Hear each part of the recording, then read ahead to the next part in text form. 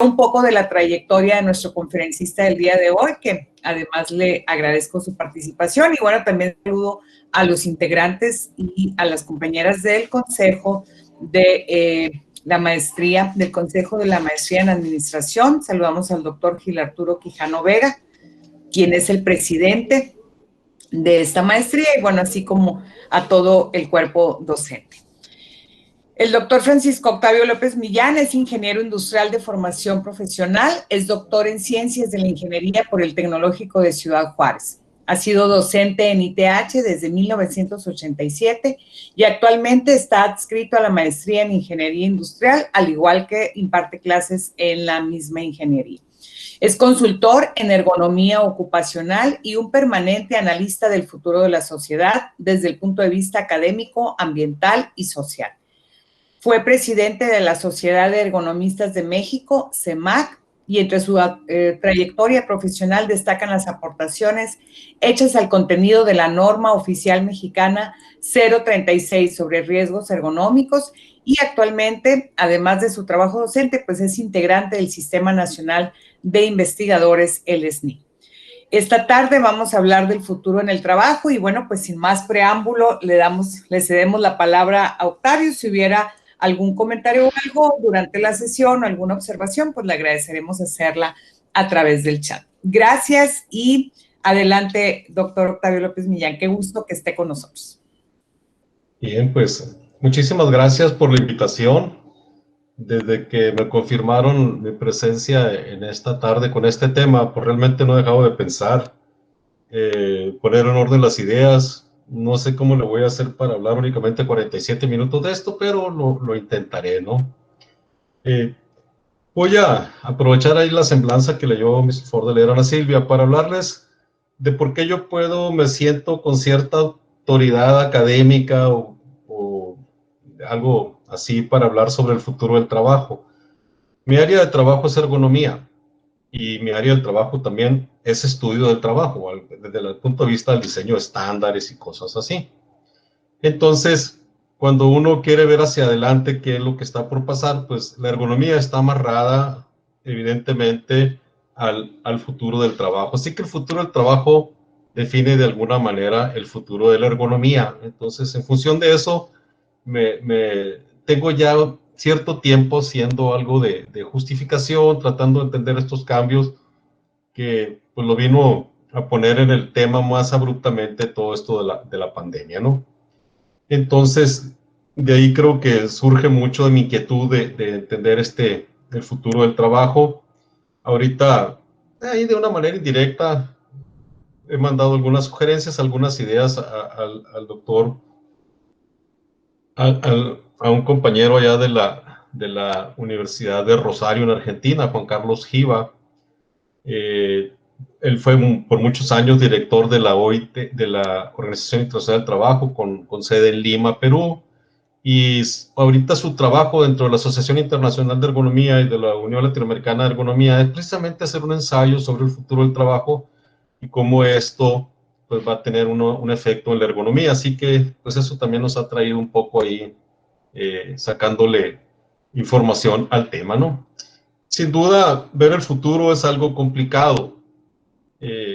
Creo que mi formación de ingeniero, meterme en ergonomía cognitiva me ha permitido entrar a los sistemas bayesianos, y los temas de las decisiones bayesianas se trata precisamente de construir una posibilidad de ocurrencia de un evento en base a tu experiencia y en base a un modelo que puede ser ciertamente empírico o puede ser un modelo probabilístico. Entonces, me ha servido mucho la práctica de esto, de hacer un poco, usar mi análisis bayesiano, la cognición bayesiana, para construir escenarios, ¿no? Pero sin duda el evento que más digamos, me inculcó lo de la futurología, me involucró en la futurología, y esto fue haber leído el libro de Alvin Toffler, publicado en 1980, la segunda parte de una trilogía que se llamó La Tercera Ola. Es un libro que se publicó en 1980, así que prácticamente a 40 años de su existencia sigue teniendo una vigencia extraordinaria para explicar los momentos que vivimos en la actualidad. Entonces, con todos esos elementos, pues es que me he atrevido a juntar algunas ideas. Espero no poderlas poner en el orden adecuado, y si no, pues una disculpa anticipada en esto. ¿Y por dónde vamos a empezar? Por el trabajo. Esta humanidad, tal como estamos ahorita en siglo XXI, no ha encontrado una manera de acercar a su población, a todos los que habitamos este planeta, a un cierto nivel de bienestar que no sea a través del trabajo. Aquí alcanzan a ver ustedes diferentes manifestaciones, diferentes formas de un trabajo colectivo, de un trabajo de línea de producción, y que esto deriva en otra serie de actividades, ¿no? Y de alguna manera todos hacemos trabajo. Si nos dedicamos a la oficina, a tomar decisiones, es decir, no somos de ese pequeño, muy minúsculo grupo poblacional en el mundo que no tiene necesidad de trabajar porque tiene los suficientes recursos. Y afortunadamente muchos de nosotros no estamos en el otro extremo, que no trabajamos porque no tenemos un trabajo en sí que tenga una remuneración. Pero eso no significa que no tengamos que hacer un trabajo. Si haces el trabajo bien, si haces el trabajo informal, si haces el trabajo ilegal, en todas las modalidades nosotros tenemos que trabajar para tener un acceso a un cierto nivel de bienestar. Y vamos a ver diferentes configuraciones, podemos seguir viendo más opciones, y aquí me gusta hacer un comentario un poco raro, ¿verdad? Se fijan la gran cantidad de gente que hay aquí. Esto surge por los cambios que se dieron en la época de los 80s.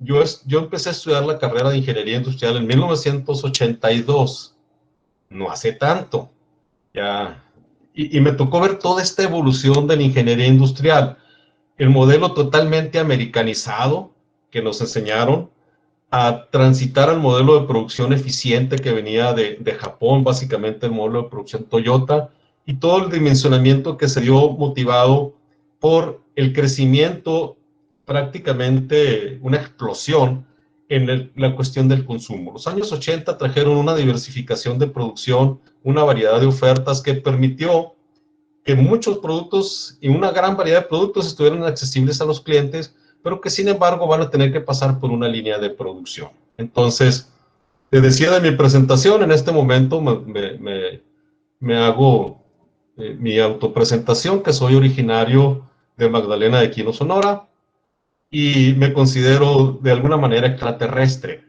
No sé, no se enojen, no se pongan así como de que tomó, no es agua eso que está tomando.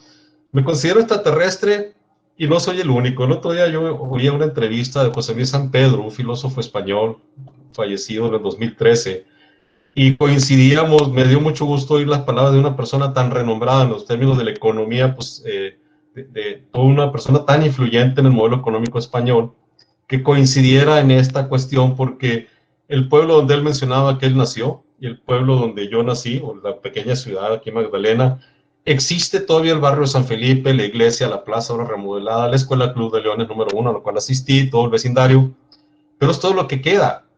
Lo que nos tocó vivir ya no existe más que en la memoria y en los lindos recuerdos en muchas de las ocasiones. Esto ha evolucionado y no se parece nada del mundo entonces al mundo de hoy, pero sobre todo por el modelo industrial. Así que, pues entonces, la humanidad pues ha tenido que recurrir al trabajo como una fuente de proveer cierto nivel de bienestar. Y una pregunta a lo mejor elaborada así: ¿por qué trabajamos? No para qué. ¿Por qué trabajamos? Bueno, hay muchas explicaciones. Me gusta esta, que la cita desde el punto de vista religioso, lo cita la Biblia, y pues ahí lo que le dijo el Señor a Eva cuando pues probaron la manzana de la discordia, y que todo lo que cuenta ahí el pasaje, pero dice: tu deseo te llevará a tu marido y tendrá autoridad sobre ti. Génesis 3:16, y que Adán debería de trabajar para comer. Génesis 3:19. Entonces, aquí tenemos digamos, una de las causas originarias de por qué tenemos que trabajar. Cuando está el frío, cuando está lloviendo, que te tienes que levantar a las 4:30, 5 de la mañana para estar a las 6 de la mañana en la planta, pues quizá más de una ocasión pasó por tu mente: ¿por qué tengo que trabajar? Aquí tienes una respuesta. También la sabiduría popular lo consigna, ¿no? Hay una canción ahí ya bastante veterana, no recuerdo si es cubana o de ahí el Caribe, que se llama El Negrito del Hawái.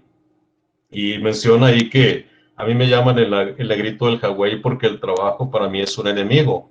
El trabajar yo se lo dejo todo al güey porque el trabajo lo hizo Dios como castigo. Así que coinciden y pudiéramos quejar, pero no todo es tragedia, ¿no? También, ¿por qué trabajamos? Porque adquirimos ciertos, con esto que percibimos, nuestro salario, el que sea, nos permite acceder a ciertos bienes, ¿no? Comida, ropa, eh, algún tipo de electrónicos, etcétera, ¿no? Ya sea cualquier medio, por capital, como lo ejerzamos, pero tenemos acceso a bienes que ahora es relativamente fácil adquirir. Vas al supermercado, la vida se ha hecho en cierta parte fácil, pues. Tienes agua en la llave, que puede tener muchos problemas ahí, pero tenemos llave, tenemos agua en la llave, agua corriente, tienes servicio sanitario, etcétera. Y tenemos bienes, pero también el trabajo nos permite acceder a la parte formal del trabajo decente, que es tener cierto bienestar adicional. Pues en México está dado por el Infonavit, que nos da acceso a una vivienda, por el Instituto Mexicano del Seguro Social, que nos da acceso a los servicios de salud, a las pensiones, y en general, pues eso debiera de darnos un techo, que el trabajo nos lleva hasta cierto nivel de bienestar. Ahí no hay ningún inconveniente. Y dentro del trabajo se generan una serie de cadenas de valor donde todo podemos ubicarlo desde el planeta hasta el consumidor. Me explico. Ahí tenemos una imagen. Me gustaría explicarlo también. Por ejemplo, vas a la tienda y compras un yogur para beber, marca y sabor que tú desees. Lo llevas a la boca, lo consumes. Todo lo que tuvo que pasar para que ese yogur llegara a tu refrigerador y posteriormente a tu consumo, hacia atrás. Llegó al refrigerador de una tienda. A esa tienda llegó de un centro de distribución de la compañía que comercializa, y a ese centro de distribución llegó de otro centro de distribución, y ese centro de distribución llegó de la planta. Entonces, en ese inter nomás ya se movieron paletizadores, logística, se movieron pago de casetas, se llevó que el chofer comió algo en el camino, el otro chofer vino, descargó, le dimos trabajo hasta que llegó a un aparador y de ahí tú lo adquiriste. ¿Y cómo llegó al gran centro de distribución? Pues de la planta productora. Ya la planta productora pues llega leche, llegan los vacilos, llegan las frutas, azúcares, plásticos, todos los componentes, llegan los ingenieros que hacen las químicas, los administradores, los de mantenimiento, los operadores, y esa cadena, el azúcar, pues trae a su vez, pues todo un cultivo de caña, procesamiento. La leche trae un cultivo, de un proceso ganadero, de explotación de la leche, donde hay veterinarios, comida, y sáquenle la cuenta, ¿cuánta gente estamos en una cadena de valor que llega irremediablemente, te lleva hasta el planeta, al origen de las cosas, de los bienes, de las materias primas, que se van transformando hasta que llegan a un consumidor? Después puede haber una economía circular o un residual, que puede seguir generando algo, pero no es tan fuerte. Entonces, esto es lo que nos tiene ahorita, es lo que genera el trabajo. Todos los que estamos inmersos en la cadena de valor, que recibimos un salario, que tenemos un ingreso, consumimos. Y este consumo mueve todas estas grandes cadenas de valor que a final de cuentas, pues, cierran el ciclo con el trabajo. ¿Ok? Bueno. El trabajo o esta relación de trato directo que llegamos a adquirir las cosas desde el medio ambiente, desde el planeta Tierra, pues obviamente nos va a establecer algunos retos rumbo al futuro. Uno de los más importantes es el cuidado del medio ambiente. Ahí podemos entender, nos puede ayudar un poco el concepto de la economía circular. Nos puede ayudar también conceptualizar el trabajo decente, que es la propuesta de la OIT, de la Organización Mundial de la Salud. El trabajo bien remunerado, el trabajo con prestaciones, el trabajo seguro. También, pues, uno de los retos es incrementar la población con un ingreso básico, y a la población que tiene un ingreso, pues, incrementarle su ingreso. Uno de los grandes retos va a ser la inclusión, que podamos tener una diversidad sin que importe nuestra condición de origen, ni incluso ni mi condición física. Ayer vimos ahí en la Champions un ejercicio que nos habla de la importancia que está teniendo la inclusión. Un árbitro, el cuarto árbitro en el juego del Paris Saint-Germain contra el Istanbul, se refiere a uno de los asistentes técnicos de una manera no apropiada, y los jugadores pidieron suspender el partido se suspendió. ¿Por qué? Por hacer un tema que conlleva al racismo. Viene la supervivencia de las empresas en los retos, en la competitividad, viene la supervivencia en la rentabilidad. Pero también históricamente esta sociedad nos ha tocado vivir, creo que por vez primera, el efecto de la tecnología, y esto ha traído ciertos cambios generacionales que implican retos. Somos la primera generación que convivimos en varias, digo, somos la primera vez que la humanidad convive en tantos cambios generacionales juntos, ¿no? Y por supuesto, el gran reto es cómo vamos a adaptar y cómo nos vamos a adaptar a la tecnología. Tiene sus pros, tiene sus contras, ahorita trataremos de ver. Esto creo que yo lo puedo poner así como que los grandes retos. Habrá más sin duda, pero creo que estos son los que destacan para la idea de esbozar un poquito o tratar de esbozar el futuro del trabajo. Uno de los retos, eh, ¿cómo lo pudiéramos decir? La cuestión de sustentabilidad. Esta foto, ustedes ven ahí un niño pakistaní armando unos productos para una marca conocida de la palomita que ustedes ven ahí. Tuvo una controversia interesante porque ya hace tiempo el New York Times acusó a Nike de abuso del trabajo infantil. Nike lo negó. Y cuando el New York Times presenta este reportaje, las acciones de Nike cayeron abruptamente, si mal no recuerdo, mencionan los datos que cerca de un 35%. Nike ahora sí se asegura de que con sus políticas, con todo, tener el trabajo, que no haya el trabajo infantil. Pero ese es un ejemplo nomás de todo lo que ocurre en el mundo del trabajo. Esta otra parte que está en el texto me parece muy interesante. El mercado de la moda, que de alguna forma, zapatos, ropa deportiva, es un mercado muy dinámico y su modelo de negocios es muy rápido, es vertiginoso. La ropa cada vez dura menos y a veces es de úsese y tírese. Este fast fashion que le llama hasta este artículo es el culpable de alguna forma que tantos productos terminen desechados. Veía yo un reportaje ahí en la televisión alemana, en el DW, que parece el cable, muy interesante, tomaba el tema, y la estimación que hacían que aproximadamente un 60% de la producción de ropa en el mundo es destruido o es incinerado. Esto prácticamente es algo preocupante. ¿Por qué? Porque cuando tú estás en el lado de la factoría, estás en el lado de la manufactura, las presiones de producir, producir, producir son enormes. La línea de producción como un estigma, como un paradigma, no debe de parar jamás. El modelo Henry Ford, el modelo Taylor, todavía vigentes en el siglo XXI. ¿Para qué tanta prisa? ¿Para que esto vaya y termine después de que no se vendieron saldos, que no se vendieron en los tiraderos? Que llegue y se destruya, tiene sentido todo lo que va a ocurrir, y con esto más, porque todavía esta ropa, las tintas, pueden llegar a los vertederos, a las cuencas de agua y tener una fuente de contaminación.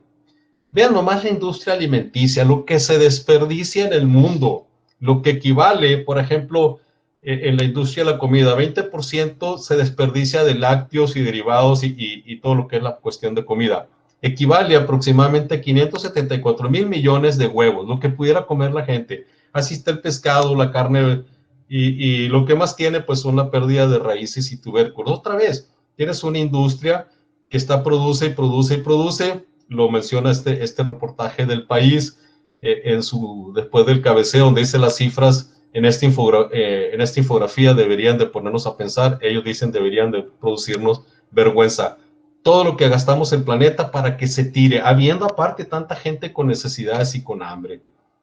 Y entonces, esta primera parte, un reto para nosotros como humanidad, como sociedad, es que podemos empezar a tomar decisiones personales para empezar a reducir el impacto. O sea, toda esta producción de cosas tiene un impacto ecológico a través de las emisiones de CO2 que tanto han afectado o tanto tienen que ver con el cambio climático. Aquí viene también ahí el reportaje del País, que lo que más contamina, lo que más efecto que el cambio climático tiene es la familia. O sea, tener un hijo o dos, pues nos puede llevar ahí a la parte alta, y ahí podemos tener una idea de cómo nuestra forma de vida tiene un efecto directo con el cambio climático. Entonces, ¿cuál sería un reto ahí? Pues el reto sería impulsar modelos regionales. Me encantó a mí de Casa Oaxaca, en el restaurante a cargo del chef Alejandro Ortiz, que está manejando un concepto de comida orgánica muy basada en la cocina tradicional oaxaqueña, que es exquisita, y buscando apoyar a productores locales. Todos los insumos que pasan a la cocina, o la mayor parte de los insumos que pasan a la cocina de Casa Oaxaca, son de origen de producción en los valles, en la parte agrícola, y de las costas son pescados y mariscos y todo lo que está ahí. Entonces tratan de hacer una cadena de valor apoyando la comida orgánica, la comida regional con ingredientes regionales. Y esto lleva a que pudiéramos tomar como referencia impulsar modelos regionales. Y ahí, por ejemplo, la comida orgánica a veces estereotipada como hipster, como para gente que quiera una imagen, creo que nos representa una gran posibilidad de apoyar a la ecología, no nomás por la cuestión orgánica, que implica una forma de cultivo responsable, sino que al tener distancias y buscar que la comida llegue fresca, nos permite una movilidad sustentable, que lleguen rápidamente, no sé, aquí se me ocurre de San Pedro, la costa, que todo lo que pudiéramos tener de comida orgánica llegando a los restaurantes, llegando a las tiendas, para consumo rápido, no tener que almacenar tanto, no tener que refrigerar tanto en los transportes o en las tiendas, la cantidad de CO2, la cantidad de energía que ahorraríamos sería bastante considerable. Entonces yo creo que por ahí tenemos una buena idea de impulsar este tipo de alimentación como un estilo de vida, pero en una integración regional y bajo una propuesta que no vaya directamente quizá de los productores. Y algo que me llama mucho la atención a mí, que pudiéramos nosotros como consumidores empezar a ver este tipo de certificados. El certificado de comercio justo, yo lo he visto en Costco, tiene un modelo ahí que pueden investigar, está bastante interesante.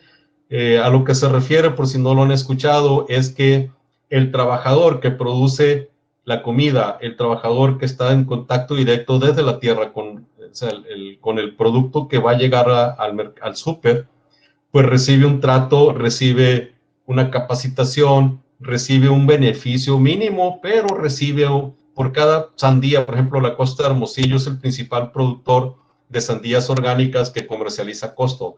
Costco tiene, todos los campos de la costa están bajo el concepto de Fair Trade, y a cada trabajador le depositan en una cuenta directamente, no pasa por la agricultura, por la compañía, llega directamente a la persona y reciben un ingreso por cada sandía que comercializa Costco. Entonces, esos esquemas nos permiten ya ir involucrando más formalmente a diferentes actores de la sociedad. También nos puede ayudar el concepto de economía circular, ¿no? De que en el ciclo de materia prima no se extraiga tanto de la tierra, sino que pudiéramos aprovechar el reciclar, el reutilizar, o desde el diseño empezar a diseñar ya productos para consumo que se han hecho de partes recicladas. Ya empezamos a ver ese modelo en la industria automotriz y en otras industrias. Creo que eso va a atenuar bastante el efecto nocivo de extraer tanto de la tierra, ¿no? Sin embargo, pues no deja de ser más que un modelo de producción, pero creo que es una buena ruta. Dentro del futuro del trabajo y el trabajo decente, hay un fenómeno interesante que se llama The Gig Economy. El fin del trabajo, tal y como lo conocíamos en esta también publicación del País, es un libro de Sarah Kessler, y habla de la precarización de toda esta gente que piensa que van a ser Google, van a ser la gran compañía, el gran descubrimiento, y realmente son pocos los que llegan a la gran escala de recibir un insumo favorable por sus ideas. ¿En qué terminan todos estos chicos? ¿A qué se refiere la economía gig? Se refiere a estos chicos que andan de Uber. Es que ya nadie va a abusar de mí, yo soy mi propio patrón. Está muy bien. ¿Cuántas horas tienes que trabajar? Cuando tomas vacaciones, tienes servicio médico. Si te contagias de COVID ahorita, ¿quién te va a atender? Entonces no tienen prestaciones y viven bajo el sueño de que van a ser libres y que ellos son dueños de su propio trabajo, pero sin tener lo demás. Esa es la economía gig. Ahorita muy visible en la industria de los videojuegos, por ejemplo, todos los programadores de código están bajo este concepto. Es como el outsourcing de otro nivel, más formal. Ya vemos lo que representa el outsourcing, toda la discusión que hay en México. Ayer el conferencista Germán ahí hablaba bastante del tema, o tocó el tema de una manera bastante ilustrativa. Tema aparte, México tiene una gran discusión que lo va a tener que poner ahí en sacarlo de la mejor manera posible, pero el gran problema de México es nuestra propia economía allí, que es la economía informal. El 57% de los empleados en México están bajo la economía informal. No tienen prestaciones, no tienen un sueldo fijo y no ha habido ninguna política económica desde que tengamos memoria de que haya hecho la idea de que todo el mundo entre a la economía formal y que todo el mundo pague un impuesto. Ahorita, por ejemplo, lo vemos en el etiquetado. Voy y compro una ensalada, yo pensando que es muy sana, repollo picado con brócoli y cosas ahí, y trae el sello negro de que tiene exceso de azúcar. Oye, pues si nomás voy a comer repollo con calabaza, con brócoli, ¿dónde está el azúcar? Resulta que dentro de la ensalada viene un sobrecito que trae un aderezo en base a azúcar, pero etiqueta todo el producto como negativo. Bueno, es mi decisión. Pero luego voy a la panadería y compro una bolsa robusta de pan virote recién horneado, ahorita que ya es tardecito, con un buen pan de dulce y no trae ningún sello. Entonces seguimos privilegiando o seguimos haciendo esos distintivos. Entonces, todo un reto para el futuro del trabajo, porque esta es la parte crítica del trabajo. Las personas no tienen prestaciones, no tienen futuro, no tienen que comprar una casa, viven al día. Pero sobre todo no sabemos si realmente son precarios o no estos empleos. A lo mejor están en la economía informal y reciben un sueldo mucho mayor que el de nosotros. A lo mejor tienen una estructura cobijada porque no pagan ningún tipo de consideraciones, ni empleados ni los demás, son redes informales y permanecen ahí tal cual. Lo vimos ahorita con el COVID y lo hemos visto una y otra vez como la economía informal en México sigue prácticamente, a veces pareciera intocable, ¿no? Prefieren irse sobre el consumidor cautivo y corretearlo hasta por debajo de las piedras. Mi punto de vista. El otro reto lo poníamos el trabajo inclusive. Eso implica que el diseñador del trabajo debe considerar adaptaciones físicas y adaptaciones organizacionales en la política, en la inclusión, en la diversidad, en la forma como hablamos. Ya no podemos expresar de cualquier forma. Ahorita vemos los efectos del burnout, del moving. Entonces hay todo un reto para los diseñadores y los administradores del trabajo y también incorporar más gente de otros, por ejemplo, gente con algún tipo de discapacidad física, que ahorita en home office pudieran hacer un trabajo totalmente normal, porque no tienes que hacer un diseño especial que a veces las empresas tienen, se ven un tanto recelosas. Entonces, el trabajo inclusive es otro reto, pero también va a hacer ciertas modificaciones a los patrones de trabajo. Algo más, los cambios generacionales recientes. Estoy hablando así de los retos que puse al principio. Nuestra generación, los que nacimos entre los 60 y a finales de las décadas de los 70, que vimos la llegada del pinball, del Walkman, del cassette, de tantas cosas. Vimos la PC, imagínense, nació la PC en nuestra época, pero ya somos una generación que tenemos ciertas ideas, cierta forma de ser, cierta formación, y antes nos decían baby boomers, pero de baby pues ya no quedan más que los nietos, y de boomer, pues yo creo que ya nos pasó el boom, así que muy políticamente nos han etiquetado como generación X, con una forma de comportarse, con un ingreso, que no tenemos muchas aspiraciones a andar cambiando de trabajo, sino consolidar una carrera, vivir la vida en paz, y estamos muchos ya cerca de la jubilación. Pero también conocimos a los millennials, o la generación Y. Aquí lo estereotipan, nacieron entre 80 y 2000, más que un año, pues son los comportamientos. Y pues estos chicos ya nacieron bajo un ambiente de computadora. Ya tienen pues todas las habilidades para convivir y utilizar la tecnología, ¿no? Entonces, valoran mucho el conocimiento, no tanto un título, y tienen su forma particular de ser. Recientemente, pues ya tenemos la generación Z, los centennials, entre el 2000 y el 2010, que ahorita ya se han incorporado a la fuerza laboral. Muchos administradores del trabajo, de las organizaciones, tienen esos choques, tienen esos encuentros, y algunos hasta llegan a afirmar que la cultura del trabajo se ha visto modificada muy drásticamente a raíz de la llegada de los millennials y de los centennials, ¿no? Alguna gente me cita ejemplos como que tú le das la orden a un generación X y quizá lo refunfuñando, pero de alguna manera es el trabajo. A veces le hablas a uno de estos chicos y convénceme, necesito un líder, no quiero un mandamás, y así cuestiones generacionales que nos cuesta trabajo ponernos de acuerdo. Héctor lo manejaba muy correctamente ahí en su plática de lunes, ¿no? Entonces, estamos considerando que estos chicos siempre están online, modo online, y quién sabe cómo les vaya a vivir con offline, ¿no? La diferencia entre ellos y nosotros es que nosotros sí podemos vivir sin Wi-Fi. Ellos no sé qué harán en el momento que algo llegue a pasar ahí con las telecomunicaciones.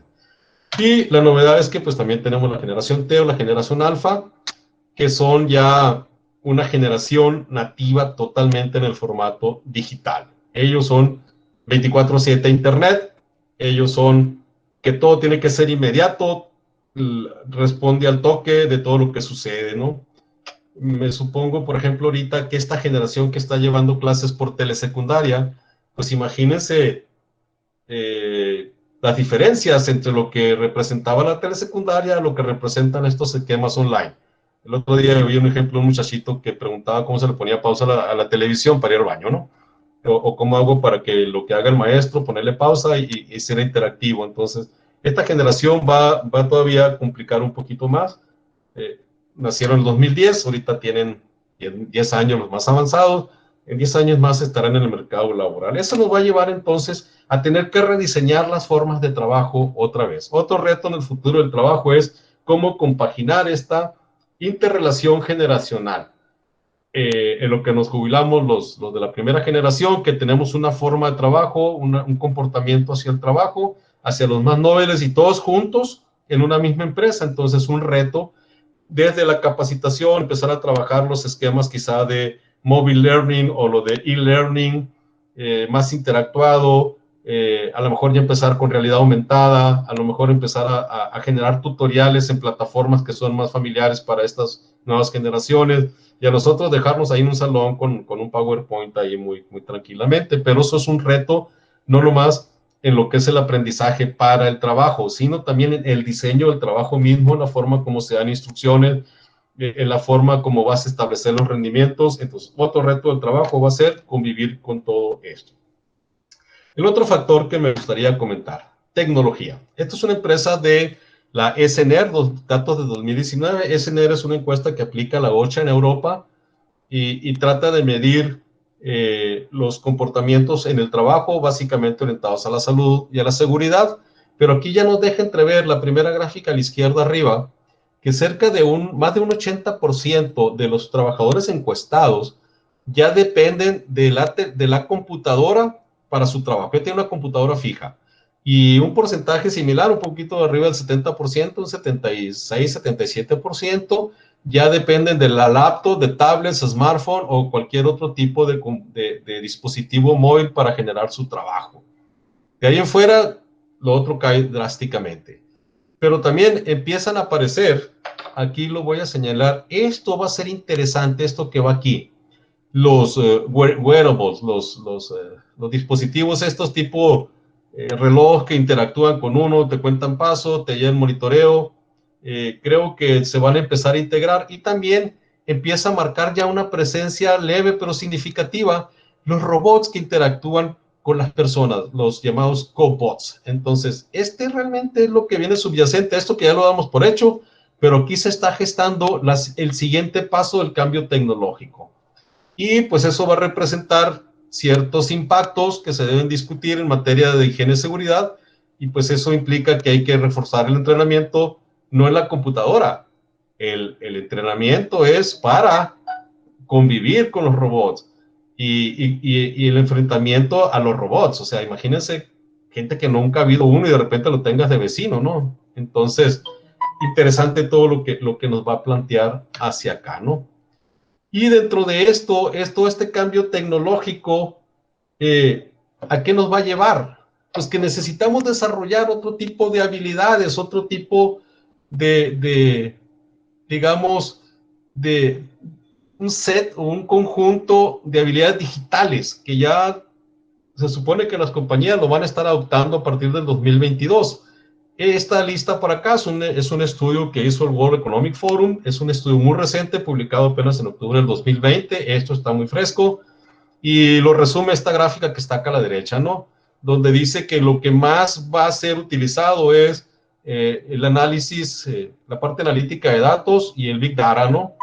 Y también pues todo lo que son los sistemas embebidos en los mercados, la Internet de las cosas, el aprendizaje de las máquinas, el comercio electrónico, la encriptación de datos, los nuevos materiales, etcétera, etcétera. Entonces aquí nos empieza a ver que las compañías empiezan a emigrar a estas tecnologías y están demandando personal que sepa usar las tecnologías, que diseñe para estas plataformas y sobre todo que pueda también incluir, aunque no viene ahí, pero hay un área muy importante, ahora que todo se va a la electrónica y a la interconexión, viene un tema fundamental que es la ciberseguridad.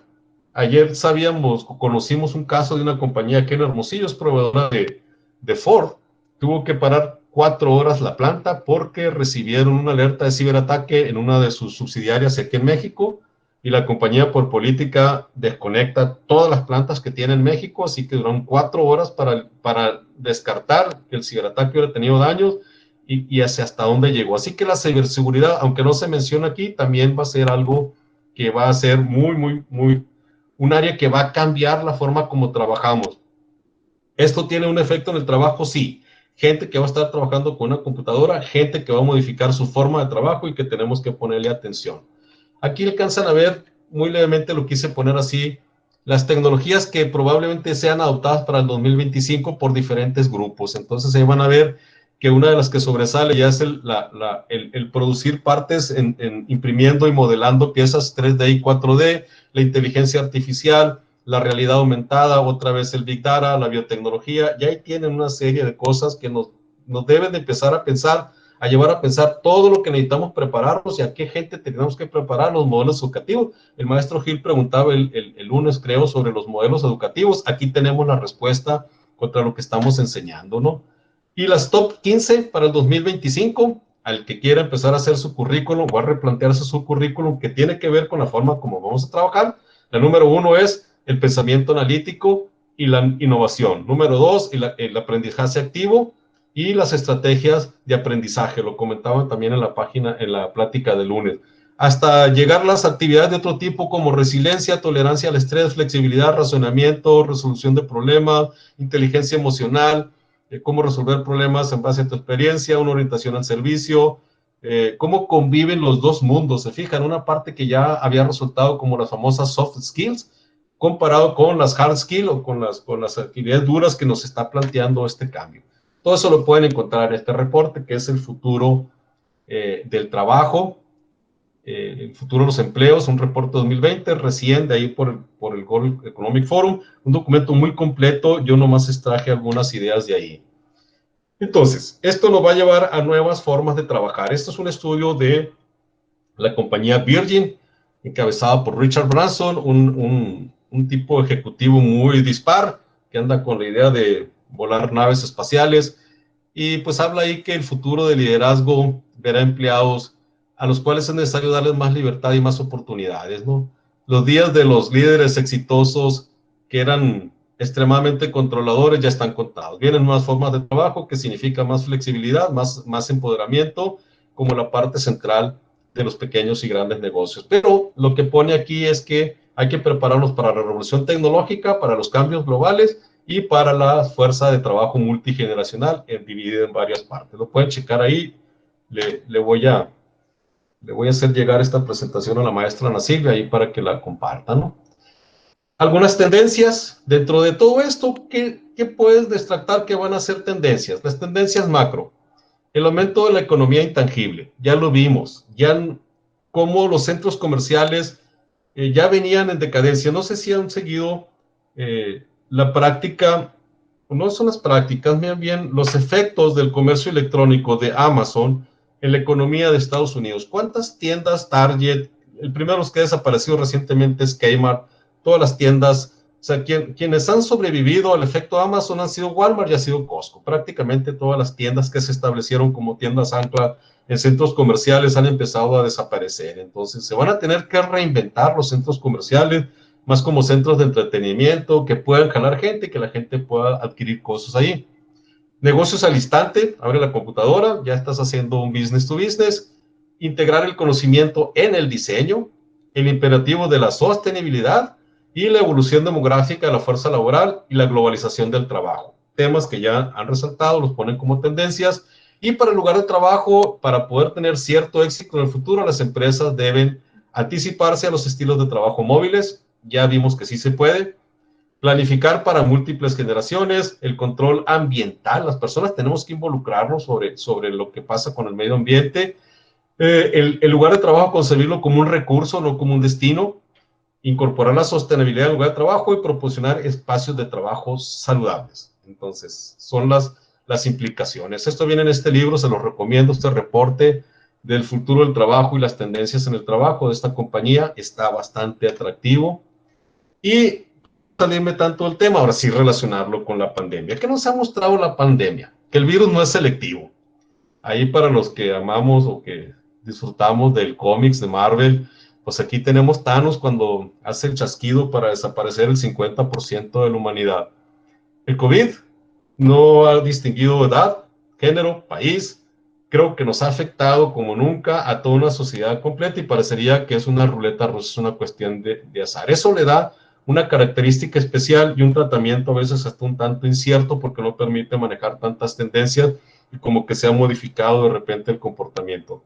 Les dejo este otro texto, está disponible ahí en internet, el COVID-19 y su impacto en el trabajo y en el futuro del trabajo, ¿no? ¿A qué nos lleva eso? Esto también viene del trabajo del World Economic Forum, de cómo los negocios se han tenido que hacer adaptaciones en respuesta al COVID. Muchos de ellos aceleraron sus procesos de digitalización, poner todo en red, todo el Big Data, etcétera, etcétera. Y dieron forzosamente más necesidades para el trabajo remoto. Ayer la Cámara de Diputados aquí en México ya lo puso como parte de los esquemas de trabajo. Hay que leerlo con calma qué es lo que va a suceder de ahí. Se aceleraron las tareas de automatización, se aceleró la digitalización y una serie de cosas que están ahí se los dejo para que lo vayan revisando, pero sí tuvo un impacto en las organizaciones ya medible, ya con porcentaje que lo refleja este estudio del World Economic Forum. Algunos de ellos que uno pudiera suponer que eran evidentes, como reducir permanentemente la fuerza de trabajo, lo reporta el 13% de las empresas, pero el 5% de las empresas ha contrastado incrementando su fuerza de trabajo. En algunos casos ha permanecido. Entonces, sí tiene un efecto. Aquí están los cambios organizacionales. Hay que reasignar trabajadores a diferentes tareas. Es un reto que vas a hacer con la gente que ya ha padecido COVID y va a regresar a tu organización con capacidades físicas disminuidas. Cómo vas a distribuir las cargas de trabajo entre los que se quedan, dependiendo del semáforo aquí en México. Y una serie de retos que aquí los podemos ya visualizar que ya fueron sentibles. Y entonces, este otro documento, muy bueno también, pues nos explica en una gráfica lo que es el futuro del trabajo en la era de la revolución, de la cuarta revolución industrial, ¿no? Parte de lo que te plantea es que somos a prueba de robots. ¿Qué significa esto? Significa que de acuerdo a tu profesión, ¿qué trabajos están en riesgo de desaparecer?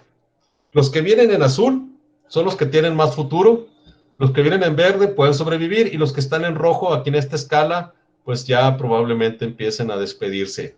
¿Quiénes sobreviven? Ya lo vimos, todos los profesionales de la tecnología, toda la parte de ingeniería de cómputo, especialistas de cómputo, estadísticos, científicos que tengan que ver con la tecnología tienen, y aquí está por país cómo se está viendo su crecimiento, véanlo acá. Ejecutivos y managers también tienen, porque no se van a administrar solas las empresas, tienen un azul también clarito. En verde están los proveedores de servicios médicos, de servicios de cuidado, doctores, enfermeras. Ahorita ya vieron la telemedicina, ya han presentado prototipos. ¿Cuál es el fenómeno? Fíjense aquí Japón. Japón está en -1. Japón ya no necesita mucho de este tipo de personal. ¿Por qué? Porque el otro día veía un reportaje sobre un robot que puede hacer muchas veces para compañía en asilos de ancianos, para personas que están en su casa solas, personas mayores de edad, y el robot cargado de sensores, por si la persona le baja la presión, por si la persona se desmaya, por si la persona colapsa, pero también sensores de temperatura que le plantea el ambiente, así que se puede convertir en un perrito, lo puede acariciar. Entonces el cambio viene bien fuerte en esta parte, pero todavía van a ser necesarios. Igual profesionales como contadores, ingenieros, la parte de negocios, financieros, etcétera, etcétera, van a sobrevivir. Y lo que está en riesgo, más en riesgo, son el trabajo físico predecible y la interacción con el cliente. Japón, en California, en varios países ya esto se ha transformado a un autoservicio, aún en restaurantes elegantes. Quizá los latinos seamos más apegados, pero el mundo desarrollado, donde están las economías fuertes, este tipo de profesiones ya van empezando a pasar a segundo término. que tristemente es mucho de los lugares en Estados Unidos, por ejemplo, donde va mucho la fuerza migrante. Fíjense aquí, instaladores, reparadores, la industria que trabaja en los juegos, lavadores de trastes, la gente que limpia, operadores de equipo, preparación de comidas. Aquí hay un reto para el trabajo bastante serio que no lo debemos de perder de vista.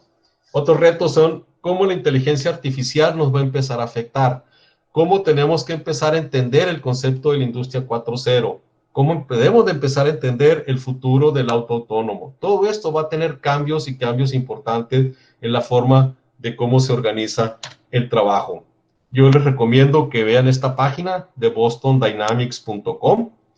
Boston Dynamics ha estado presentando robots muy atractivos, así, muy significativos, hasta genera cierta emoción. Me recordó la película Ex Machina, en cierta forma, pero su fuerte es estos instrumentos de manipulación que van orientados totalmente a la empresa logística. Vean los videos de estos manipuladores y ya te ponen a pensar de que el futuro ya no nos alcanzó, que nos ha empezado a rebasar. Ya está la tecnología disponible, ya hay unos proyectos increíbles en el auto autónomo, los trailers autónomos.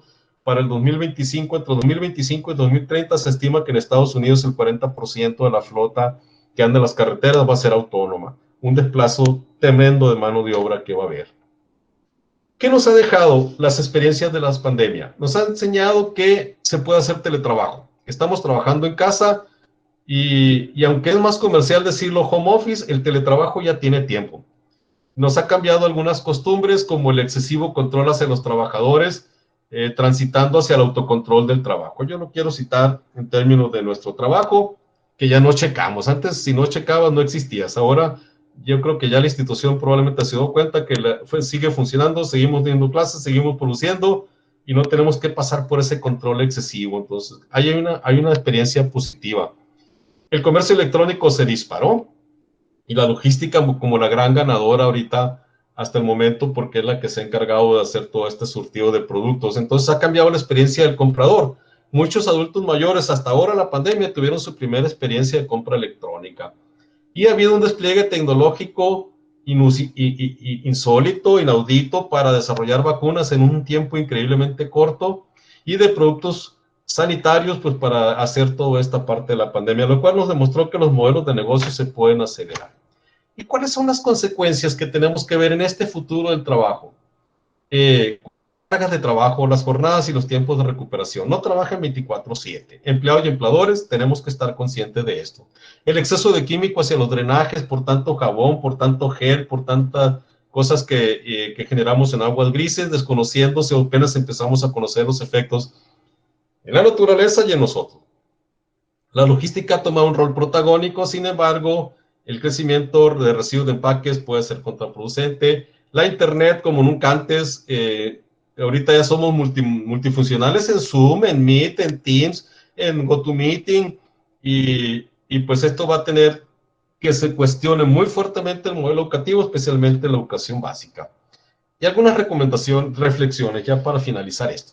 Es necesario el equilibrio economía-ecología. Debe buscarse el equilibrio entre el bienestar humano y la utilidad monetaria. Tristemente, esta sociedad se ha caracterizado por servir al dinero, no a las personas. Triste. Lo decía también José Luis San Pedro, que en el modelo económico mundial, la economía se ha dedicado a hacer más ricos a los ricos, cuando quizá hubiera sido una buena alternativa hacer menos pobres a los pobres. La economía circular no va a ser suficiente, necesitamos acciones más contundentes para cuidar la ecología. Cuidado con la gig economy, es un espejismo. Tenemos que replantear, sobre todo nosotros que estamos en educación superior. Se ha subestimado y se ha subutilizado el poder de la educación.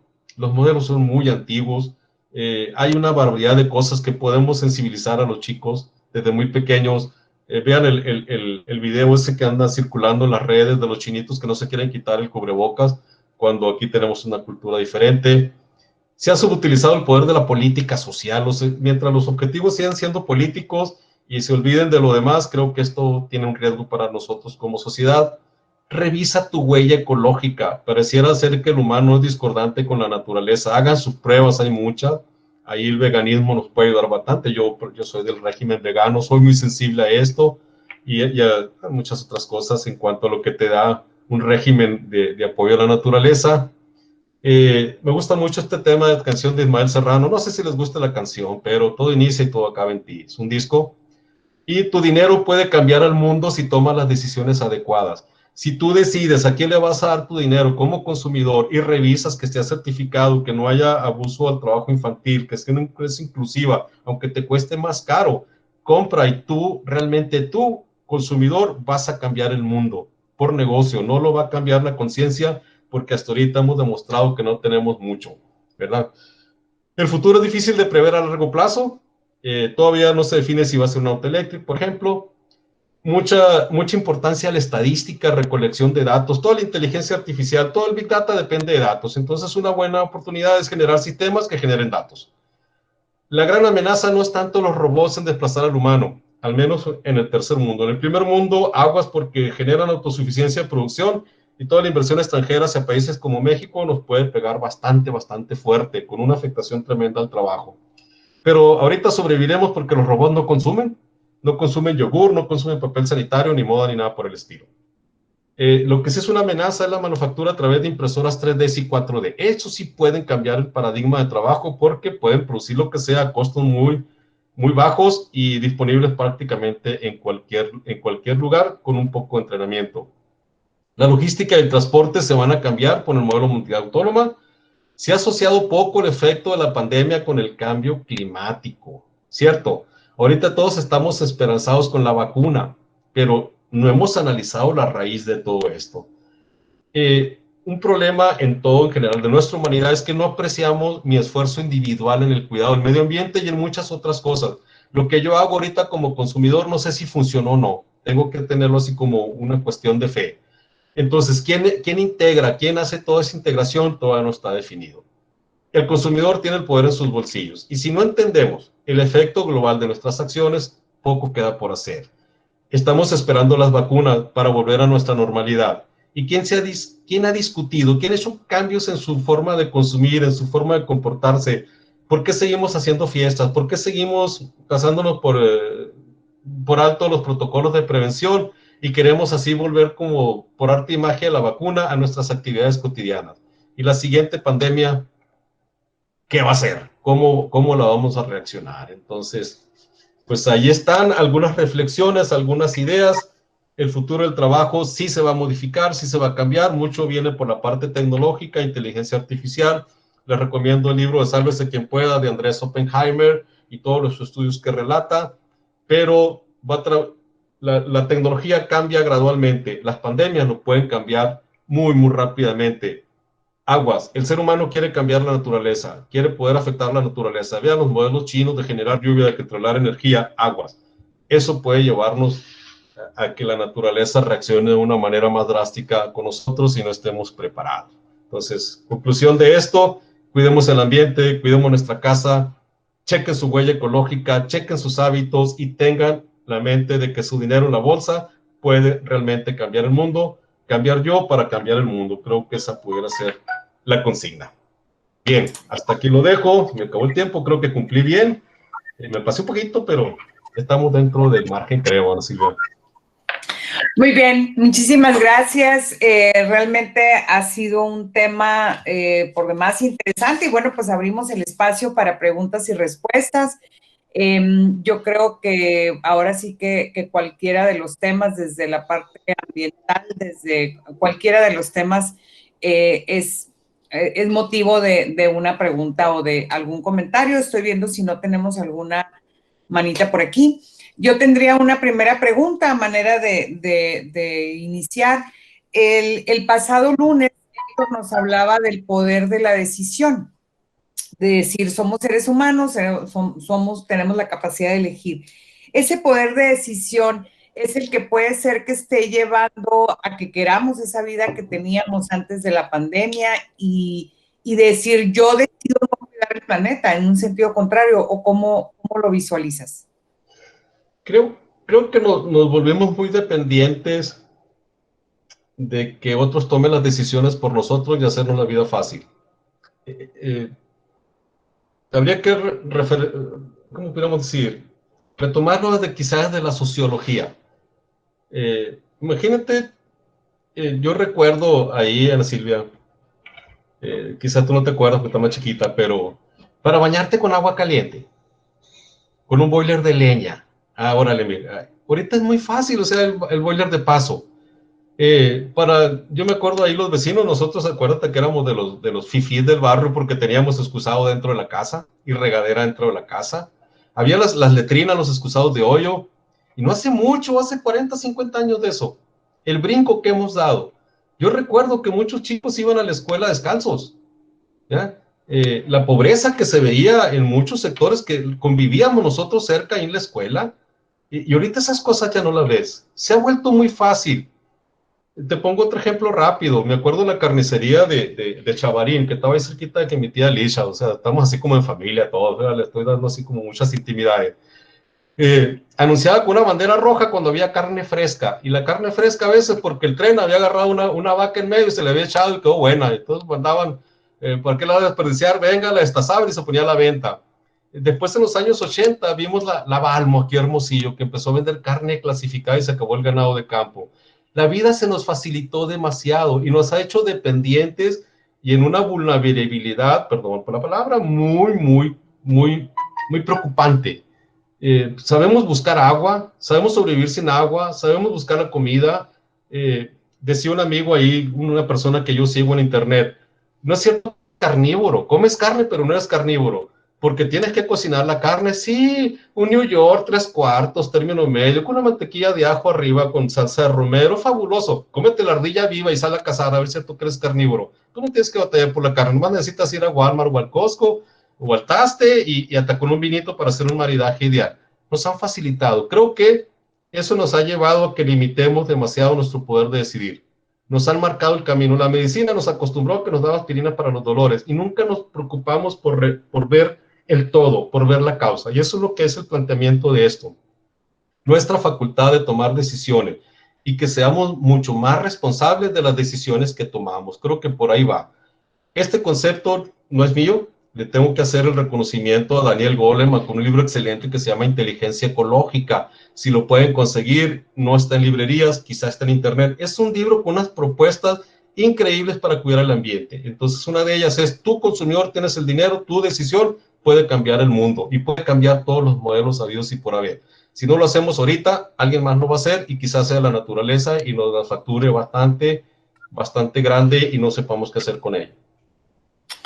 Muy bien, muchas gracias. Aquí en el chat tenemos una primera pregunta, Luz del Carmen Enrique Rodríguez, estudiante del primer semestre de la maestría en administración. Dice, ahorita dentro de los retos mencionó la inclusión. La fuerza laboral ha incluido entre sus empleados a personas con capacidades diferentes, pero si en estos momentos el mismo gobierno los ha puesto de lado al no incluirles dentro de los primeros inoculados con vacuna para combatir el COVID, ¿cómo el empresario puede tomarlos en cuenta? Gracias, Luz. Hay muchas áreas de oportunidad. Igual, el pensamiento disruptivo, pensar fuera de la caja. No todo verlo tan estereotipado. Pues. Si tú me garantizaras que una persona que no tiene una discapacidad física es garantía de que te va a cumplir bien, no habría necesidad de desarrollo organizacional, no habría necesidad de sanciones, todo funcionaría sobre ruedas, y no es así porque somos humanos. Lo que nos hace diferencia es lo que tenemos en la cabeza, no lo que tenemos en los pies o en la espalda o en las manos. Entonces, hay áreas de oportunidad. Yo comentaba con una persona allá en la Ciudad de México, ahí me tocó andar con los logísticos, con la Sociedad de Operadores Logísticos de México, y estaban buscando un proyecto, es decir, si yo necesito una persona que no se distraiga con nada, ¿por qué no pensar en un autista? Y que lo ponga a mover la cabeza así, no, y lo entreno, que tenga la funcionalidad para poderse incorporar, porque no nomás es darle el trabajo, es también en un terremoto la persona va a poder reaccionar, en una cuestión de seguridad podrá seguir indicaciones, podremos sacarlo de su abstracción, quién sabe, pero decir, hay ciertos perfiles en personas que pudieran funcionar muy bien haciendo trabajos que la gente no puede hacer porque no puede mantener una concentración tanto tiempo en un trabajo monótono. Yo entiendo que eso pudiera ser terreno de la automatización, pero también pudiera dar cupo a este tipo de personal. Ahorita que estamos todo el día sentados, ¿cuánta gente que está imposibilitada de salir de su casa porque no tenemos, aquí para una persona que anda en silla de ruedas, es un reto andar por la ciudad? prácticamente es imposible, no hay banquetas, no hay rampas, y las rampas a veces están hechas para atletas olímpicos de los paralímpicos, o sea, no tenemos eso. Ahorita en tu casa tú pudieras hacer mucha gente que se puede incorporar con una capacitación adecuada. Yo creo que las decisiones que tome el gobierno sí nos afectan, pero creo que algo que hemos aprendido y me parece que lo podemos ver es que la sociedad cada vez depende menos del gobierno, de la parte positiva. Nos hemos organizado. Yo creo que yo le preguntaba a un amigo de allá en México que si México había cambiado a raíz del temblor del 86. Yo tengo esa idea de que México se mostró solidario, México cambió en muchas formas. Él me decía que más bien México él como médico, un buen amigo médico, me decía que México cambió, él como médico, a raíz de la explosión de San Juanico. Dijo que nos mostró una imagen bien cruda de lo que puede ser un accidente y de la solidaridad y del dolor. Pero fueron eventos muy cercanos. Creo que eso cambió la etiqueta de ser un pueblo solidario como nadie cuando nos juntamos y cuando nos los proponemos. Y un ambiente y una sociedad tan apática que a veces hasta damos miedo de que parece que no nos importa nada. En esos rangos nos movemos. Creo que sí podemos ser incluyentes y no nomás nosotros lidiamos con otro tipo de racismo que a veces no nos damos cuenta. Nosotros los sonorenses, el moving es, bajo la versión de carrilla, es pan nuestro de cada día y te tienes que aguantar y cosas por el estilo que creo que debemos ir superando. Creo que la sociedad aprendió a vivir no dependiendo tanto de las acciones del gobierno, a veces hasta hay que ir en contra y hemos estado aquí. Creo que eso nos puede sobrellevar a trabajar, encontrar perfiles adecuados y funciones adecuadas para que esta gente transite hacia el mercado laboral de una manera más tersa, ¿no? Sin tanto trauma y sin tanta modificación. Muy bien, muchas gracias. El maestro Carlos Alberto Pereira Pierre pregunta, ¿cuál será la importancia de estudiar posgrados para adaptarse a las necesidades futuras o modernas de los trabajos? La importancia de estudiar posgrado, pues revisen sus contenidos, vean de lo que maneja el World Economic Forum, toda la información que hay muchísimo ahorita del futuro del trabajo, vean las habilidades que se están destacando, la forma como se están afectando los modelos de negocios y contrastemos contra lo que estamos ofreciendo en las escuelas. Si lo que ofrecemos está muy lejano de esa realidad, creo que estamos con una preocupación que tenemos que atender. ¿Qué nos va a dejar la escuela? Pues alguna interacción social, sí conocer de decisiones, de modelo, la ciencia, que es lo que nos puede dar una maestría, pero lo que es la práctica, sí, nuestras habilidades y los conocimientos que enseñamos, sobre todo siendo una institución tecnológica, que tenemos que orientarnos a modelos duales, a modelos de competencias, al saber hacer más que al aprender. Eso dejémoselos a otro tipo de instituciones, entonces creo que valdrá la pena, sí serviría, sí podemos reorientar nuestros contenidos. Nuestros modelos, hablo de mi carrera en ingeniería industrial, el modelo vigente en los tecnológicos data de 1950. Todavía es hora que el sistema de producción Toyota, que es el sistema preponderante en todo el mundo fabril, con altas expectativas de competitividad, a veces se ve como materia y optativa en un programa de ingeniería industrial. Seguimos enseñando materias de los años 50, de los años 60, viviendo en un pasado glorioso que ahorita creo que ya pasó a ser parte de la historia, ¿no? Creo que eso deberíamos empezar a replantearnos, ¿no? Muy bien. El maestro Gil Arturo Quijano Vega levantó su mano. Maestro, adelante. Sí, muchas gracias, maestra. Doctor, pues muchas gracias por su plática, ¿no? La verdad, muy fresca, muy motivadora, muy elocuente. Me gustó mucho. Y permítame, ¿no? A todos mis alumnos, con todo respeto, retomar la analogía que usted nos presentó aquí sobre el Génesis, cuando Adán y Eva, ¿no? Probaron la fruta prohibida. Pues tampoco soy muy religioso, ¿no? Pero pues sí sé, ¿no? Que tomaron la fruta prohibida porque la serpiente les dijo que si la consumían iban a ser como el Creador, como Dios. Iban a tener ese nivel de conciencia de Dios y bueno, les lavó el coco ahí, ¿no? Entonces, y usted bien lo mencionó, pues el castigo, entre otras cosas, pues el Creador le dijo, de ahora en adelante, pues vas a tener que trabajar, ¿no? Para comer, para subsistir. Y ahorita que usted platicaba lo último, sus reflexiones, yo así me quedé con esta duda, maestro, y quiero compartirla con usted. ¿Será que aún el hombre sigue consumiendo esa fruta prohibida para querer ser como Dios? Y las consecuencias son, por ejemplo, esta pandemia. viendo esa analogía, ¿no? Sin meternos en asuntos religiosos, que me disculpo de antemano, ¿no? Yo lo veo desde otro punto de vista. Yo lo veo que en qué momento Dios nos dijo que nos adueñáramos del planeta y que agrediéramos a todas las especies vivas que conviven con nosotros. Exacto. Cuando matamos, recuerdo la película, para los que son millennials, ¿se acuerdan de la película de Vecinos Invasores? Entonces, un buen día apareció un fraccionamiento. ¿Y qué hacemos con todos? ¿En qué momento nos apropiamos y les perdimos el respeto? Entonces, no sé si lo haya establecido el creador, pero creo que tenemos un compromiso como una especie. Si se fijan, en el planeta todo está interconectado.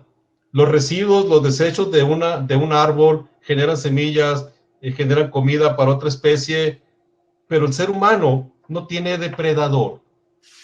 Y la biología nos dice que cuando hay condiciones para la supervivencia y la reproducción, va para arriba. En el medio natural es un ambiente autocontrolado. Por ejemplo, las venadas, vamos a seguir en el monte. Las venadas detectan cuando hay suficiente cantidad de humedad, que hay suficiente lluvia y que va a haber comida para poder ovular y preñarse. Cuando no hay las condiciones, no hay camadas nuevas. Por eso los rancheros dicen, llovió. Bueno, ¿por qué? Porque hay una semilla que florece cuando las condiciones se dan a nivel ambiente, a nivel naturaleza. Los humanos no. Dijo Dios, crecer, reproducir, y le dimos con una ansia que ahorita ya estamos rayando los 7.5 billones de habitantes en el planeta sin un contrapeso. Y nosotros devastamos, comemos, consumimos. Entonces yo creo que tenemos que empezar a retomar esos conceptos o retomar la forma como la religión nos influye, y a lo mejor, perdón por la expresión, dejar de ser menos religiosos y volvernos más espirituales, abrir más la conciencia y conectarnos con nuestro alrededor, con la naturaleza, apreciar la naturaleza viva. Mi papá, ahí don Octavio, nos enseñó a ser conservacionistas. Una vez le llegué con un rifle de municiones y terminó hecho nudo prácticamente. No me lo trayó en la espalda porque no le di el motivo, pero me pescó tirándole a las palomas. Y me dijo, mijo, cuando quieras apreciar un animal, aprécialo vivo. Un animal en una jaula ya no es un animal, perdió su libertad, perdió su gracia. Y esas cosas que nunca se me olvidaron. Y créelo, yo vi a mi papá cómo se llevaba con los animales. Pudieras haber hecho una película, increíble cómo los animales reaccionaban a su vibra. Creo que nos falta eso, ser más conservacionistas, entender el respeto al medio. Y eso lo podemos traducir en estrategias de mercado, que los mercados o las formas de comercialización ya no sean tan vanas. Estamos al servicio del dinero, es una humanidad al servicio del dinero. Yo practico con gerentes de empresas, practico con empresarios, y es una presión por el dinero. Y estamos vendiéndole el mundo ¿a qué? ¿Qué nos vamos a llevar con el dinero? Te lo van a poner en la tumba y te va a garantizar 10 escalones más en el cielo. No lo sabemos, por lo pronto no te va a servir para una transición hacia otra cosa. Creo que ahí tenemos que empezar a replantearnos, a ser más espirituales y más conscientes de lo que vivimos y con quién vivimos, más respetuosos de entre nosotros y hacia los demás también. Gracias. Muy bien, muchas gracias. Tenemos una nueva pregunta de Luz del Carmen Enrique Rodríguez. Maestro, ¿todo parte del respeto hacia la naturaleza? Pues si conocen otro mundo para dónde nos cambiarnos, pues creo que ya pudiéramos tener la respuesta, ¿no? Se va a acabar el mundo, diríamos en Magdalena, pues yo me voy para allá, para la industria, no pasa nada. Voy para Cucurpe, ¿no? El Gil se va a ir para el Choropo, así que ahí qué le puede pasar cuando se acabe el mundo, pero... ¿Y los demás? ¿A qué planeta nos vamos a ir? ¿Qué tan cerca? Marte está inexplorado, la Luna no hay a dónde movernos, somos un punto único. Ahorita hay aproximadamente 1000 sistemas galácticos o 1000 sistemas de galaxias que nos están observando. Probablemente haya vida y nos estén viendo. Es un tema, me gusta mucho, pero no voy a hablar de eso porque vamos a caer en ciertos temas peligrosos. Pero observemos hacia arriba. Ahorita que ya oscureció y hasta donde te alcance la vista, agarra el telescopio el más potente que quieras y dime cuál es el planeta más cercano habitable en el cual nos vamos a ir si dejamos este. Entonces, por supuesto que parte del respeto a la naturaleza, de entender, de convivir, y pues en parte por eso soy muy sensible al tema, porque pues, yo tengo un régimen vegano y el veganismo yo lo adquirí de andar haciendo ergonomía en los rastros. Pues cuando vi la la industria de la muerte para vender productos que después se desperdician, no me pareció, no tiene un sentido. Pues. Creo que la sustentabilidad debe ser una prioridad para nuestra humanidad ahorita. Muy bien, muchas gracias. Tenemos 2 preguntas más. Julia Santibáñez, adelante. Levantó la mano y tenemos en el chat una pregunta de Manuel Loreto. Sí, maestra Santillanes, gracias. Gracias. Maestro, pues sí es lo que estaba comentando usted de lo que pues es del medio ambiente. Empezamos a ver antes de que empezara toda la pandemia, aunque sea poquito, pero al menos aquí en Hermosillo, que todo el mundo empezamos con las alternativas de cuidar, ¿no? Del ambiente, cada quien su termo, descuento en llevar nuestros recipientes a los restaurantes que dieran comida pues a domicilio, ¿no? Bueno, para llevar. Todos estos avances poquito a poquito los fuimos haciendo y pues se dio la pandemia y pues todo el mundo guardado en casa. Se vio aquí el uso de lo que son, pues aquí en Hermosillo, los aires acondicionados, prendidos todo el santo día, todos los electrónicos conectados en las casas, pues generando, ¿no? El uso de toda esta energía. Pudimos ver que en países como vimos en China, como vimos en Italia también, en China que bajó con la contaminación del aire, que bajó la contaminación en Venecia, que los lagos, los ríos, estos se fueron limpiando. Una vez que, como decía usted, estamos esperando a que llegue la vacuna para que nosotros volvamos a nuestras actividades de la vida diaria. Una vez que volvamos, gracias a esta vacuna, esperemos que sea lo suficientemente confiable para que nosotros podamos volver a nuestro día a día, sí tomar nosotros esa conciencia o esta nueva normalidad como más apegada, supongo, más allegada a nosotros, que realmente le hagamos caso. ¿Qué va a pasar con todo el avance que se tuvo en el ecosistema? Diciendo usted, pues sí, todo parte del respeto al medio ambiente, pero con todos también entrando nosotros en la innovación de trabajar desde casa, de los robots que se están haciendo, de la nueva manera en la que todos tendremos de trabajar, ¿cómo se verá afectado pues el medio ambiente, ¿no? O cómo tendremos nosotros que trabajar alrededor para poder seguir protegiendo ese poco medio ambiente que nos queda. Uy, buena exposición, Julia, gracias. Creo que yo soy un poco optimista con respecto a cómo vamos a reaccionar. Verlo a través de Hermosillo. Por mi trabajo tuve que seguir atendiendo empresas en plena pandemia cuando se puso el primer semáforo rojo, semáforo naranja y la ciudad estaba sola. Ahorita hay un semáforo naranja y sale al periférico y la ciudad está llena. Veo que no se atiende a veces la causa-efecto. A veces las medidas que ponen los gobiernos, pues en aras de contener. Pero si te dicen, si los contagios están en las casas, en las reuniones familiares, ¿por qué cierran los gimnasios y los cines? ¿Ya? ¿Por qué le pegas a la actividad económica? Tendría que estar poniendo una autoridad en las reuniones, en todo lo que está generando los contagios. Y no hay esa relación causa-efecto. Entonces, creo, lo visualizo así. Mientras no atendemos la educación, esto no se resuelve mañana ni la pandemia. Hemos visto, métete al Expreso, al periódico Expreso, y ve la página de sociales. Todos los días sale una fiesta, y fiesta en grande. Y esas no son fotos de antiguas, son de todos los días. Una boda, un bautizo, un shower, hay de todo. O sea, no nos van a cambiar la forma de pensar. Esto tiene que ser un modelo de una humanidad, no puede ser de un gobierno. Y ahí es un problema porque los gobiernos tienen diferentes puntos de vista, diferentes condiciones, diferentes objetivos e intereses. Si no pasa por la educación, este tiene que ser un modelo a 30 años. Si no pasa por la educación desde el kinder, desde modificar hábitos, tendencias, culturas, modelos, creo que no vamos a cambiar. La pandemia, si se resuelve lo de la vacuna, vamos a decir, viene otra pandemia, la tecnología hace lo mismo, nos encerramos y esperamos la siguiente vacuna. No veo yo que hayamos tenido un aprendizaje. ¿Ya? La que sigue no sabemos cuándo ni de qué tamaño va a ser, pero si es un desastre natural, si es algo más complejo, ¿cómo vamos a responder? Sí, somos una sociedad demasiado apegada al consumo. Ahorita te decía yo, demasiado a la vida fácil. Entonces, para poder aspirar a ese conocimiento o ese comportamiento de conciencia, me parece que debemos actuar desde la base de una sociedad que tiene que ser la educación.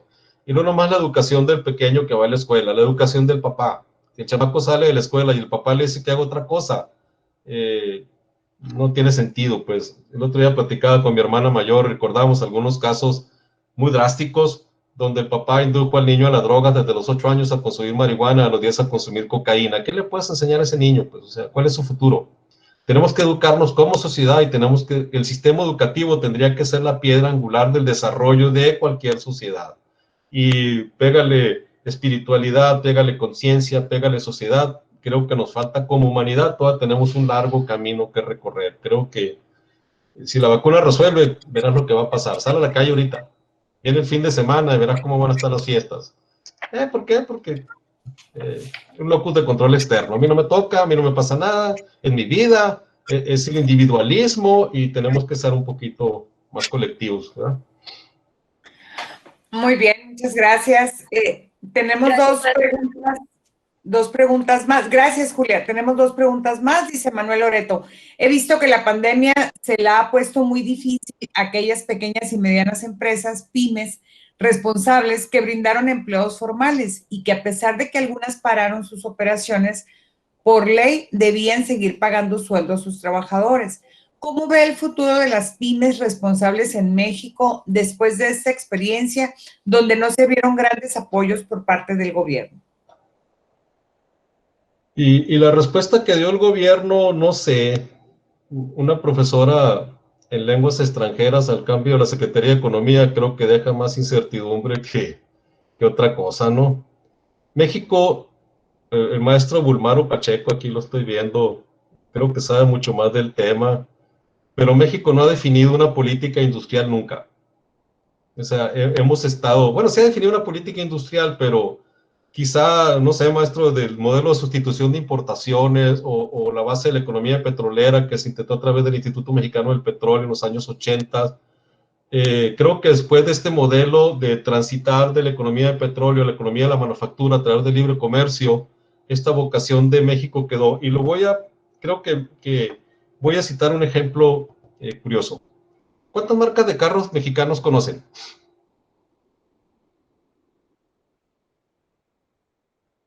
¿Cuántas marcas de lavadora? Ya las compraron. Es más, no tenemos ni tequila ni cerveza, ya son de los belgas y de los holandeses las cerveceras. Las tequileras ya son de capital extranjero. O sea, ¿cuál es el riesgo para México? Si los países desarrollados que generan inversión extranjera resuelven sus problemas de producción a través de robot, inteligencia artificial y todo esto, aguas México, ¿qué vas a hacer? Petróleo ya no funciona. Los árabes ahorita están invirtiendo en conocimiento, están invirtiendo en impresoras 3D para construir casas que les permitan vivir en el desierto. Están invirtiendo en generar hidrógeno líquido para las nuevas fuentes alternativas de energía para movilidad. Están aprovechando el petróleo. ¿En qué estamos invirtiendo en México? Vietnam aprovechó una factoría que dejó tirada General Motors, contrató diseñadores italianos y tienen un proyecto para el 2030 estar fabricando dos vehículos de ellos, ya hechos por ellos. Una SUV, tan de moda, y un sedán, con un diseño precioso. Si los vietnamitas lo van a hacer, lo debíamos haber hecho nosotros. Nosotros empezamos en el régimen de manufactura maquiladora en los años 60, 70, junto con Corea. Corea ahorita tiene una marca Samsung, tiene Kia, tiene Hyundai, marcas poderosísimas, y nosotros seguimos todavía ahí. Creo que el modelo industrial es muy, muy vulnerable en México, y no veo que haya una planificación fuerte. Así que lo que derive para las pymes, pues a menos que podemos tomar el tren ahorita que todavía camina lento. ¿En qué? Por ejemplo, en movilidad. Hay muchas propuestas para movilidad y las pymes tienen que dejar de pensar en taquerías, en panaderías, en bollitos, o sea, dejarse de ir con la Cupcake Wars del Food Network. No, tenemos que empezar a buscar esos startups de base tecnológica, que empiecen a desarrollar software, que empiecen a desarrollar data analytics. Pues ahorita estamos en la sociedad del conocimiento. Debemos de aprovechar esa transformación social para montarnos a la sociedad del conocimiento y empezar a generar lo que está haciendo, lo que empezó a hacer India, lo que empezó a hacer China. empezar a aprovechar sus cerebros, sus talentos y empezar a crear modelos de negocios en este sentido. Si la manufactura está muy lejos porque requiere mucha inversión, vayámonos a la parte tecnológica. Creo que ahorita el tren camina lento y nos podemos subir. Recuerdo, no hace mucho, los años 90, cuando se pusieron de moda las computadoras en las casas, ¿cuánta gente empezó a armar sus computadoras? Cuando las computadoras eran semidioses a los que lo vimos, las computadoras de tarjetas de programación, qué modernos, ¿ya? ¿Qué pasa si de repente nosotros podemos empezar a armar carros eléctricos o empezar a armar vehículos eléctricos? Bimbo está poniendo el ejemplo, transformó toda su flotilla de Nissan Estaquitas a modelos que conformaron ahí Ciudad Sagún, hicieron un acuerdo con una empresa china y están haciendo vehículos eléctricos para todo. No podremos hacer eso, no podremos reorientar la ciencia y la tecnología. Si nos seguimos peleando con los transgénicos, quizás nos peleemos con las energías alternativas de alto rendimiento y sea complicado para México entrar a este mundo de la tecnología. La puerta está abierta, hay oportunidades, las pymes tienen que redimensionarse y las que entren al servicio tienen que ofrecer servicios de muy alta calidad, con mucha presentación, con mucha respuesta, y creo que sí hay campo para todos, pero tenemos que alinearnos en el camino correcto, ¿no?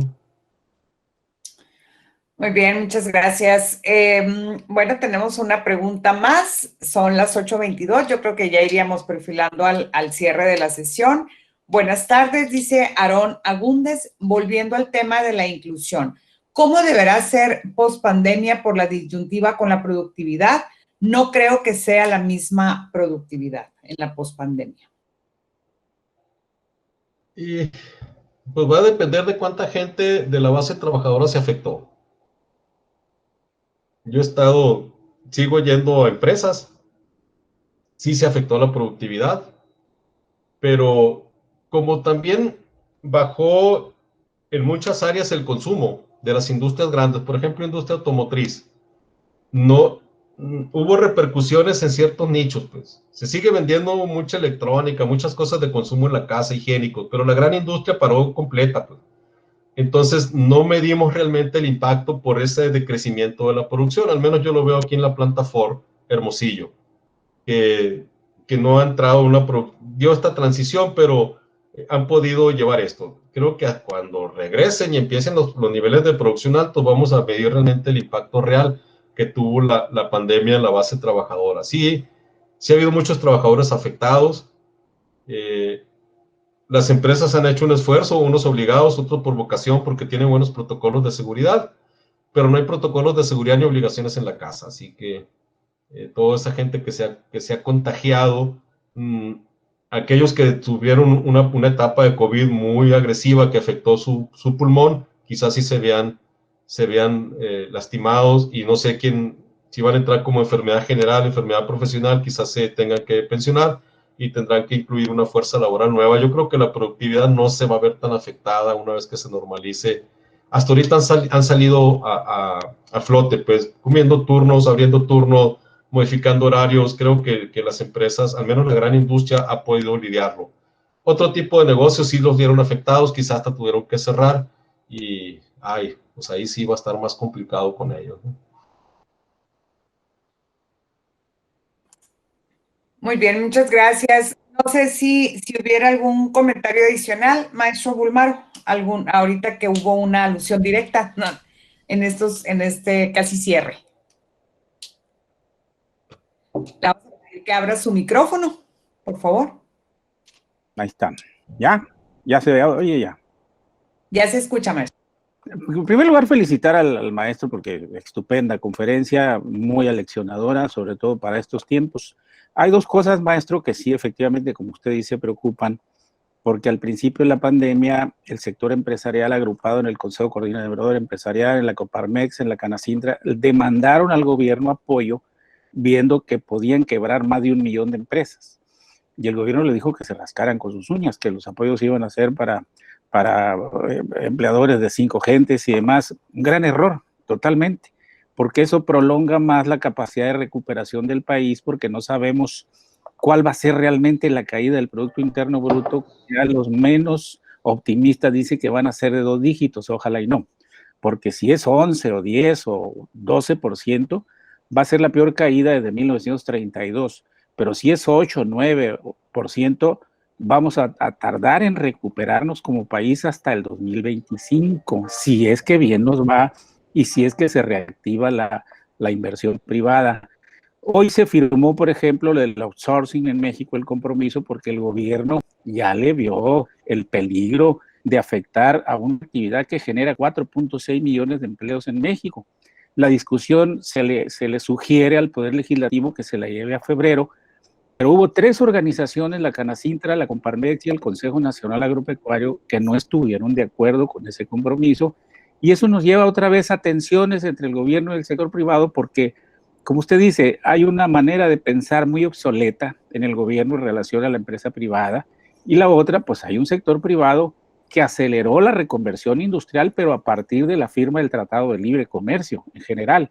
Entonces yo creo que hace falta mucha inversión privada, hace falta motivar la inversión pública y hace falta también mandar señales efectivas sobre la inversión extranjera, que quedó afectada con la cancelación del aeropuerto, la cancelación de Constellation Brands en general y sobre todo con la reforma energética que se ha ido malentendiendo en este gobierno para mandar señales negativas de que México está bien con una nueva refinería cuando sabemos que no es cierto. Cuando el presidente ha dicho que a partir del 2023 ya no vamos a importar gasolina, cuando usted va a la gasolinera y al tanque que llena la mitad es importada, ¿cómo le vamos a hacer para no importar? Entonces, sería mi opinión y felicitando al maestro y agradeciendo la oportunidad de hacer uso de la palabra. Gracias, maestro. Muy bien, muchas gracias, maestro Bulmaro. Y bueno, pues de esta manera, si no hay ningún otro comentario o alguna otra pregunta, maestro Gil Arturo, quisiera hacer un comentario final para aprovechar esta conferencia del futuro del trabajo en la pospandemia. Y justo antes de cederle la palabra, doctor Gil Quijano, yo quisiera leer el reconocimiento para el expositor de hoy, el Tecnológico Nacional de México, a través del Instituto Tecnológico de Hermosillo, otorga el presente reconocimiento al doctor Francisco Octavio López Millán por su valiosa participación con la conferencia El futuro del trabajo en la pospandemia por COVID-19. En el marco del 5º coloquio de la maestría en Administración del Tecnológico Nacional de México, Campus Hermosillo, realizado virtualmente del 7 al 9 de diciembre del presente año. Hermosillo, Sonora, 9 de diciembre del 2020, en el esfuerzo común La grandeza de todos, maestro José Antonio Hoyo Montaño, director. De esta manera, aquí está el reconocimiento, ahora sí que está en vivo. Y bueno, cedería la palabra al doctor Gil Arturo Quijano Vega para un comentario final y poder dar por concluidos los trabajos de este 5º coloquio de la maestría en administración, desafiando a la pospandemia. Sí, pues antes que nada, creo que un muy merecido agradecimiento, ¿no?, a nuestro compañero Octavio López por esta bonita y aleccionadora, como dijo Bulmaro, ¿no?, conferencia. La verdad, pues creo que nos deja mucha reflexión. En mi caso, me quedé pensando todavía y queda en el tintero, maestro, otra plática sobre la política social, la ética, ¿no?, para buscar ese equilibrio entre decía usted, el bienestar humano y la utilidad monetaria, ¿no? Ahorita que escuchaba a Bulmaro, dije yo, es que eso es lo que falta en realidad, ese equilibrio, ¿no? Pero bueno, se va a quedar en el tintero para otra plática. Muchas gracias, maestro. Gracias por su conferencia, por su charla con nuestros compañeros, con nuestros alumnos. Pues la verdad, me gustó mucho. A todos los alumnos, la verdad, pues, muchas gracias por estar aquí. Espero que les haya gustado este ciclo de conferencias. No quisimos que precisamente por efecto de la pandemia, pues nuestro coloquio en este año se cancelara, ¿no? Entonces, lo quisimos hacer de esta forma con 3 conferencias que de manera general aterrizaran en el contexto del efecto de la pandemia y cómo a nosotros, como maestros en administración, pues nos podía impactar, ¿no? O incluso, mejor aún, subirnos en esta ola y aprovechar, ¿no?, para enfrentar todos los retos, hacer las oportunidades. Entonces, muchachos, pues ahí queda la reflexión. Ojalá que les haya gustado y siéntanse en total confianza para hacernos sugerencias, recomendaciones para futuras pláticas. Que ahorita escuchamos al maestro Bulmaro, tenemos mucha tela de donde cortar en ITH, y aquí tenemos dos grandes botones, ¿no? Con Francisco, el maestro Octavio López y maestro Bulmaro Pacheco. Entonces, muchas gracias. Gracias. Maestra. Muchas gracias. Bien, muchas gracias, doctor Gil Arturo Quijano Vega, presidente del Consejo de la Maestría en Administración. Bien, pues de esta manera vamos a dar por terminados estos trabajos. Realmente ha sido una jornada que inició el lunes y bueno, ha habido un gran aprendizaje. Yo le quiero agradecer en lo personal la colaboración de todos ustedes, de todas y todos, para la realización de este evento. Está la maestra Rosa Irene Sánchez Fermín en pantalla. Ella es la jefa de la división de estudios de posgrado de investigación. No sé si tuvieras algún mensaje final, Rosa.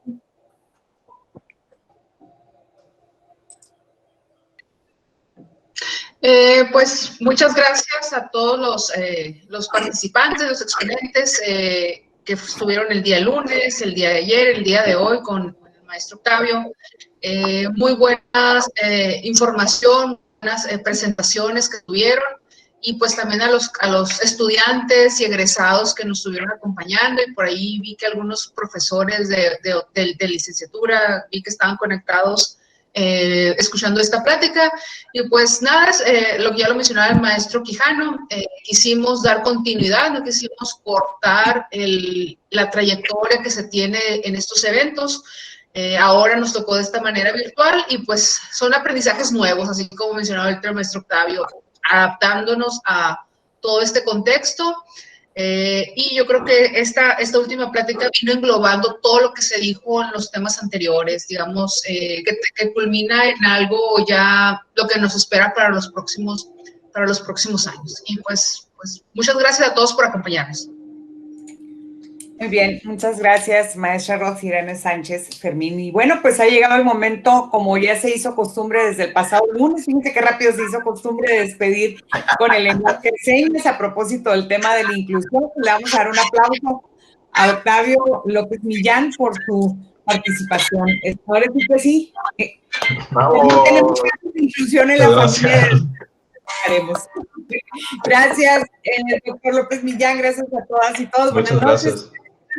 Gracias al maestro Francisco Alberto Martínez Villa por su invaluable trabajo como soporte técnico y como en toda la logística de este coloquio. Gracias al staff de comunicación y difusión que ha estado también difundiendo cada día la información. Muchas gracias, buenas noches y que descansen. Hasta la próxima. Gracias, buenas noches, cuídense.